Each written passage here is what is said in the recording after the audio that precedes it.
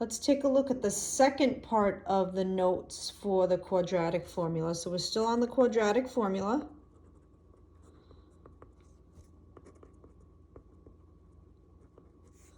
We're going to call this part 2.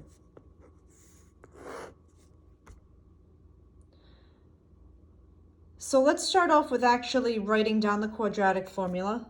We'll write it again. I've got x is equal to negative b plus or minus the square root of b squared minus 4ac all over 2a.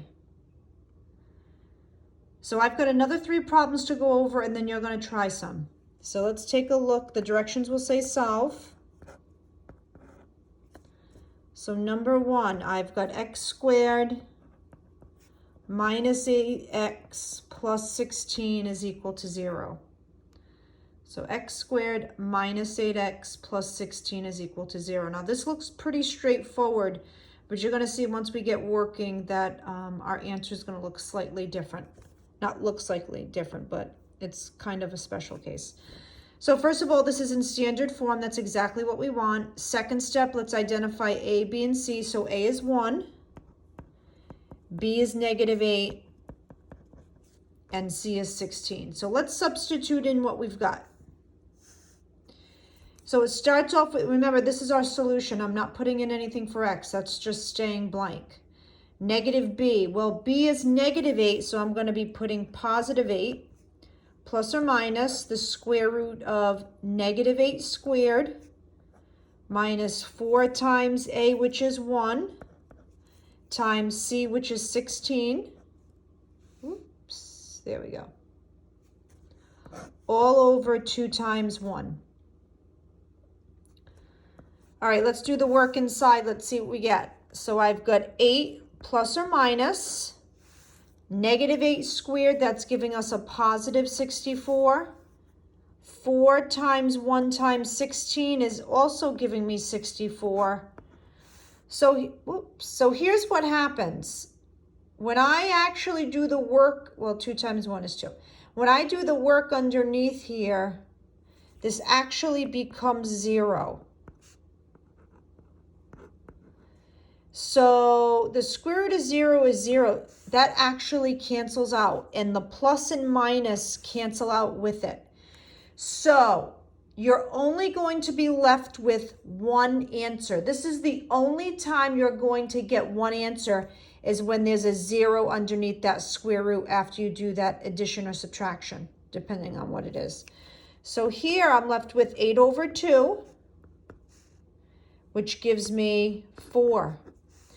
So if I only have one solution, that's telling me that vertex of the quadratic, if I were to graph it, if I were to graph that quadratic equation, if I were to graph this, that means that the vertex of that graph is right on the x-axis. That's why I only have one solution. And so my solution is 4. That means the vertex is right on that x-axis. All right, let's take a look at number 2. So that was number 1. Number 2, we're doing 3 of these. X squared plus 6x is equal to 0. Now this is in standard form, even though it's missing a c. That's okay, doesn't matter. So I've got a is 1, b is 6, and c is 0. A is 1, b is 6, c is 0. So let's substitute into the quadratic formula. I've got negative b, that's giving us negative 6, plus or minus the square root of b squared, so that's giving us 6 squared minus 4 times a, which is 1, times c. So since there's no c, there's no constant, it's really a 0, over 2 times 1. Now it just so happens all the problems we've been doing, that a has been 1. Next week it's not going to be 1, okay? If it's not Monday, it'll be one of the days. It'll be sometime next week. We'll talk a little bit about that tomorrow. So I've got -6 plus or minus the square root of 6 squared is giving us 36. And then what happens here is this all cancels out. 4 times 1 times 0 is 0. So it cancels out. I don't need to put -0. And then over 2. So I made this a little bit longer than I need to. All right, here's my perfect square. And some of the problems we're going to be working on next week will not be a perfect square. So the square root of 36 is 6. Once you take the square root of that number, that symbol goes away. Don't leave this the square root of 6. It's a common mistake.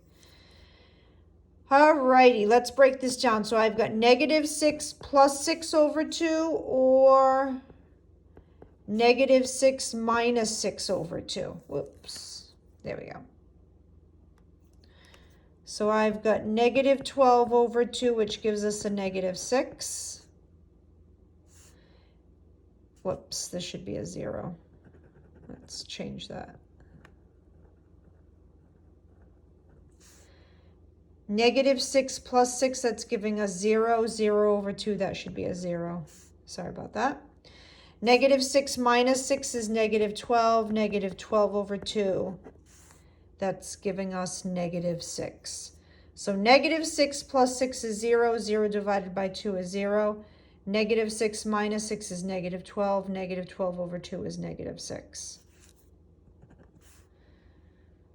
So the reason why this is a little bit different is because of this 0 here for the C. This cancels out. I mean, everything else is basically the same. But I just wanted to make sure you saw a problem like that before you tried some. Okay, last problem, number 3. Let's see what we got here. We've got x squared minus 49 is equal to 0. So again, we're missing a term. We're missing that linear term. So a is 1. There's no linear term, so that means that b is 0, and then our constant is -49. Now, the formula starts off with -b. I cannot put -0. There's no such thing as a -0, so I'm just going to put 0. And then I've got 0 plus or minus the square root of 0 squared minus 4 times a, which is 1, times c, which is -49. All over 2 times 1. Okay, let's do this work. And to be honest with you, we can just cross off that 0. It doesn't really need to be there. I've got plus or minus. The 0 squared doesn't need to be here, but I can't cross off this minus. I crossed off the minus up here because this went away. I can't cross off the minus here because I've got other stuff after it. So this becomes plus or minus. Now this is minus a negative, so it becomes a positive. And then 4 times 1 times 49 is 196. So -4 times 1 times -49 is a positive 196. That minus a negative becomes a positive.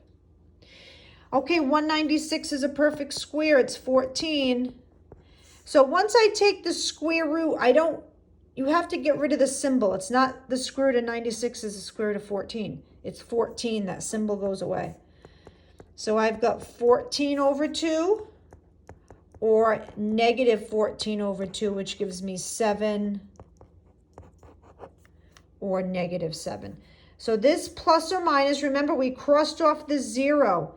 This didn't need to be here and this didn't need to be here. So I'm left with plus or minus. -4 times 1 times -49 is positive 196. The square root of 196 is 14, plus or minus. Now I'm going to break it up, 14 over 2 or -14 over 2, and that's giving us 7 or -7. Okay, let's try some.